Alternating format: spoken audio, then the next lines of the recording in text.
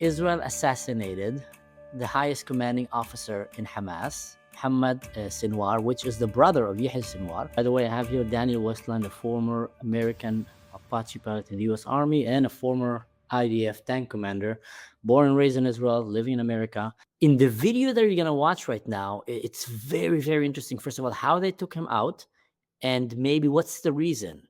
And let's watch the video and then we can talk about it.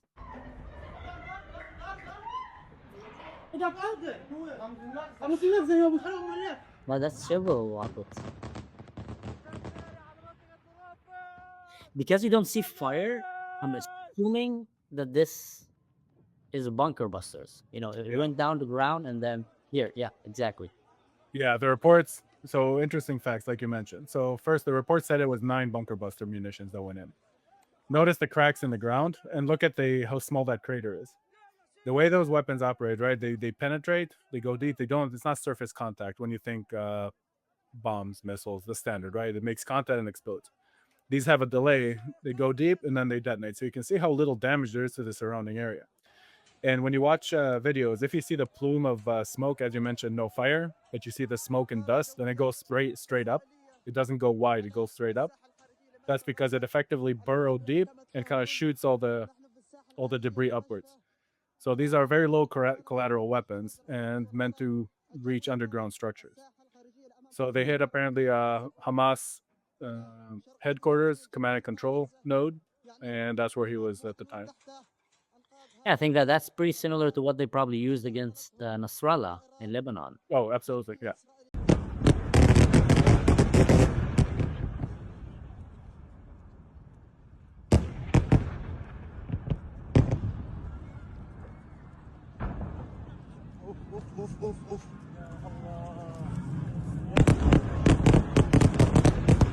Israel have been very, very careful taking down these Hamas leaders underground because it's very hard to know if they have hostages with them or not.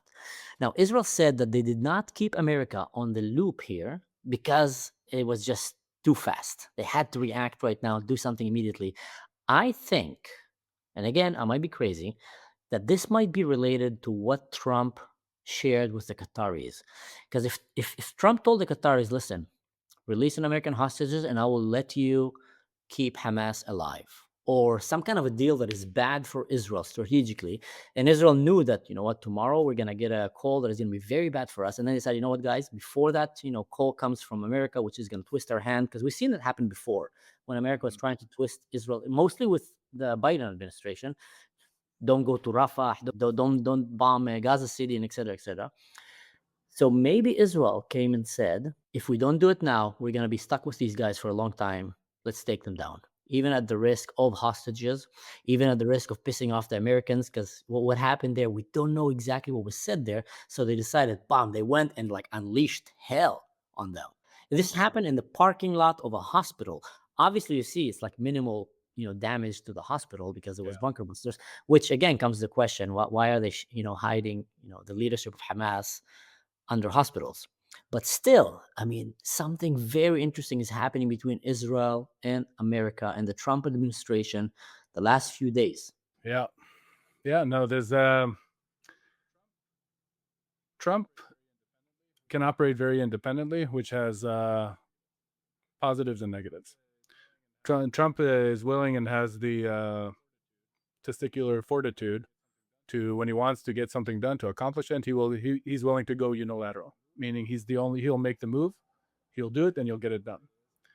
The downside is when you're talking about cooperation or coordination with allies, sometimes he'll move ahead and leave the allies in the lurch.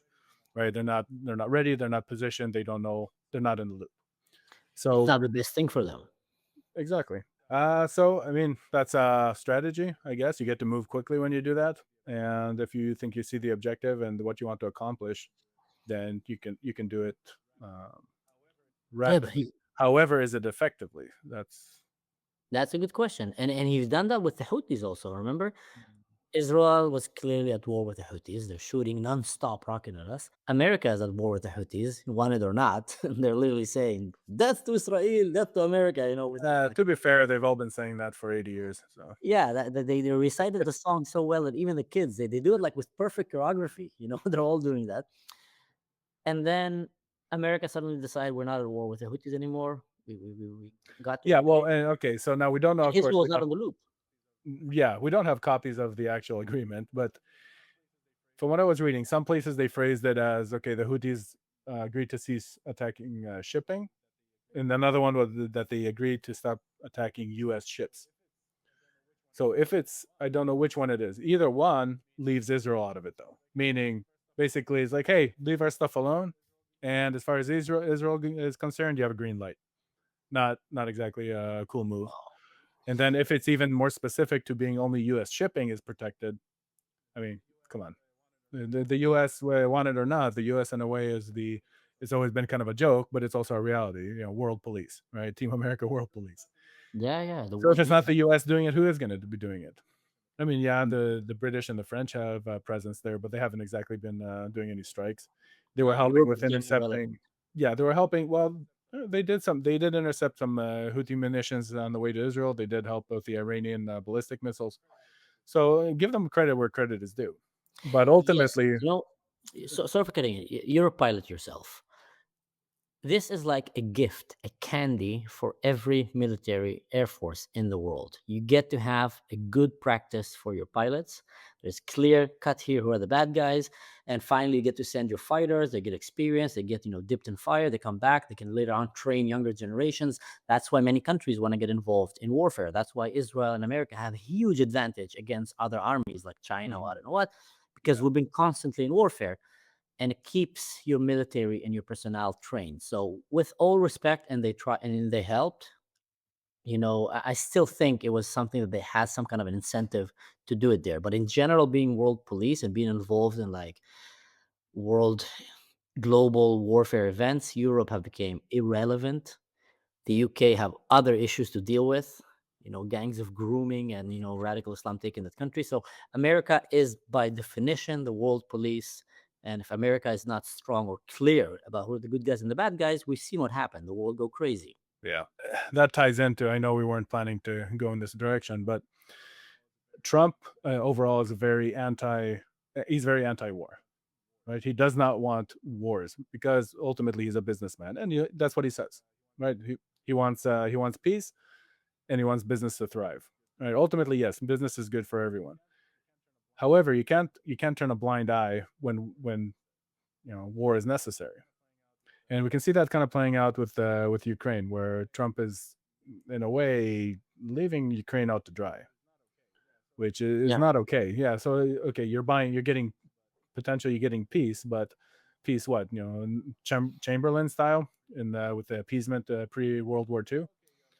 So like, oh, okay, Russia, no, you can keep Crimea, you can do this, you can do that. So I'm a little concerned about Trump being a little too focused on this business.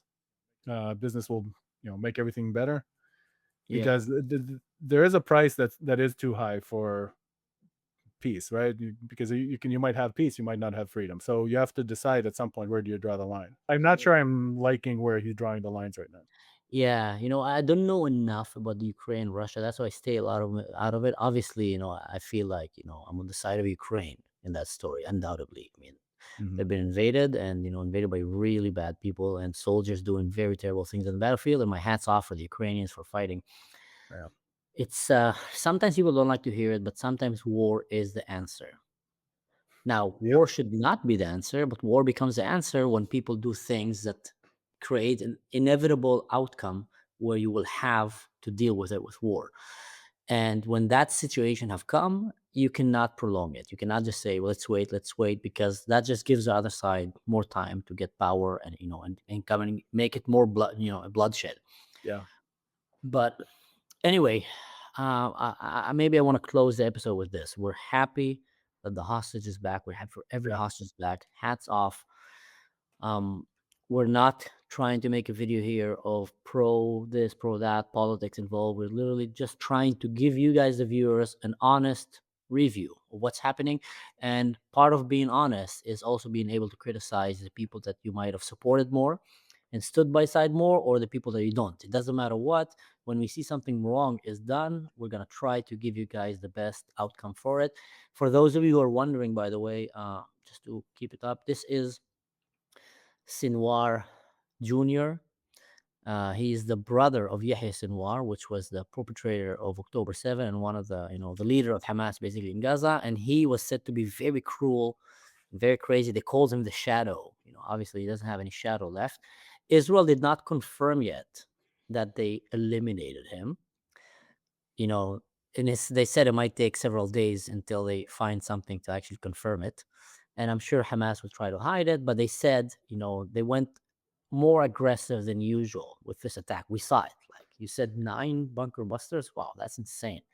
So they said the chances of him or anyone in that area surviving and not getting vaporized is very, very low. Um, just to be clear, this is a hospital next to it. So obviously there was some kind of a damage to the hospital. So Israel realized that this is a very serious attack that we have to do. Needless to say that in Gaza, they use hospitals to harbor terrorists and weapons with so many raids of special forces in hospitals, and they had body cams and they showed that there were weapons in these Yeah. hospitals. Hostages were taken to the hospitals, elevator from inside the hospitals down to the tunnel. So when a terrorist organization kidnaps a whole country and they start using hospitals as military bases, something that radical Islam in general likes to do, then it's inevitable to go and fight it. But the fact that Israel decided to do that attack right now, right after the hostage release, and right after the airplane gift slash bribe that Trump got from Qatar, shows a very, very concerning possible reality that we're going to be hearing about it in the next few days.